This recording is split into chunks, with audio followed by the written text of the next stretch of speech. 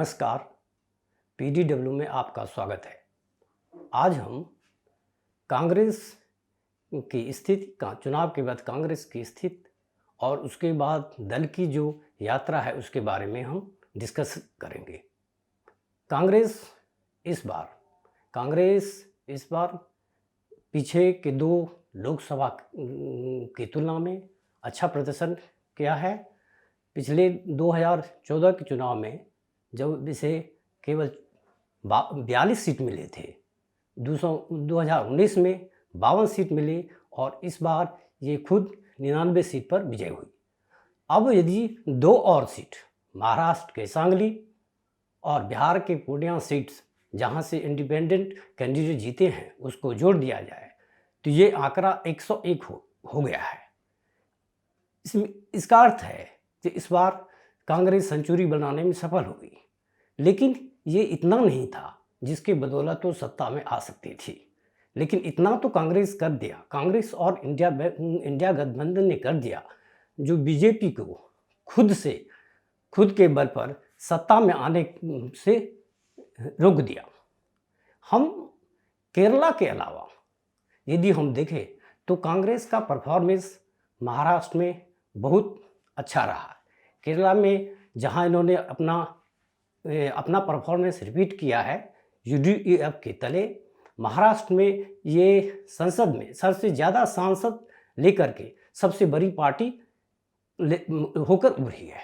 लेकिन अब सवाल उठता है सबसे बड़ी पार्टी बनने के बाद आने वाले जो विधानसभा है इसमें ये कितने सीट अपने गठबंधन जो है एमबीए गठबंधन है उससे अपने कितने सीट ये ले पाती है और उस पर क्या परफॉर्मेंस करती है, ये बहुत ही ज़रूरी है। बहुत इम्पोर्टेंट इस चुनाव में बहुत इम्पोर्टेंट बात ये रही है कि कांग्रेस ने खुद कम सीट लेकर के और कुछ ऐसे मुद्दे जैसे कास्ट सेंसस और संविधान खतरे में है, इस मुद्दे लेकर के इन्होंने चुनाव लड़ा जो काफ़ी हद तक कामयाब भी रहे। लेकिन अब सवाल उठता है क्या अभी की सफलता से इसके जो ऑर्गेनाइजेशन स्ट्रक्चर है उसको मजबूत मिलेगी कि नहीं, ये कहना अभी मुश्किल है।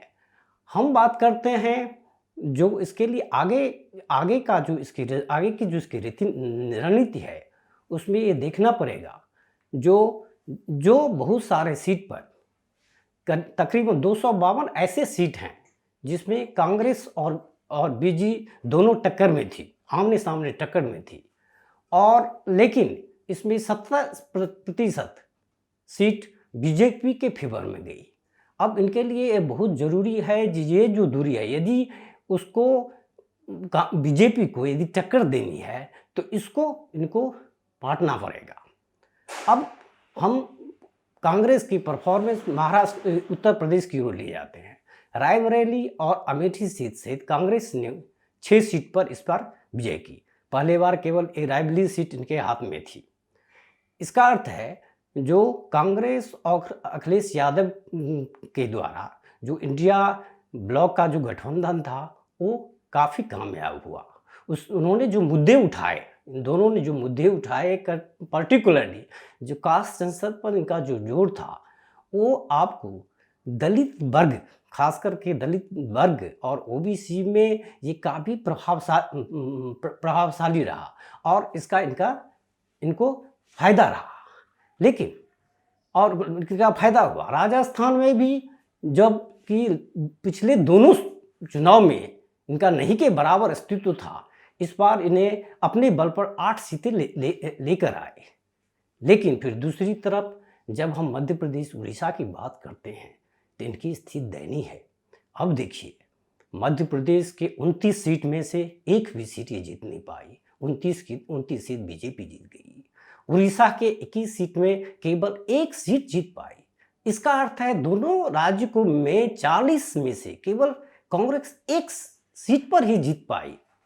ये बहुत ही दयनीय स्थिति है और आने वाले समय में इनके जो नेतृत्व है इस पर कितना काम कर पाते हैं ये बहुत ही ज़रूरी है।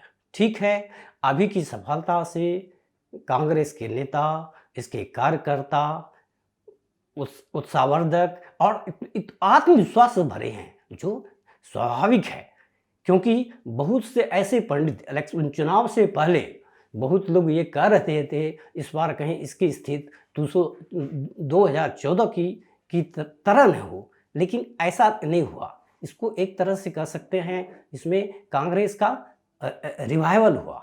लेकिन अब आगे के समय में जैसे जो जहाँ इलेक्शन चुनाव होने वाले हैं, जहाँ राज्य के चुनाव होने वाले हरियाणा महाराष्ट्र में, वहाँ ये कैसे परफॉर्म कर पाती है ये भी बहुत ज़रूरी है। हरियाणा में स्थिति इसकी बहुत ख़राब स्थिति है। इसकी स्थिति खराब नहीं, इसकी स्थिति खराब थी, जो इन्होंने इम्प्रूव किया। 10 में से 5 सीट इन्होंने ले लिए हैं।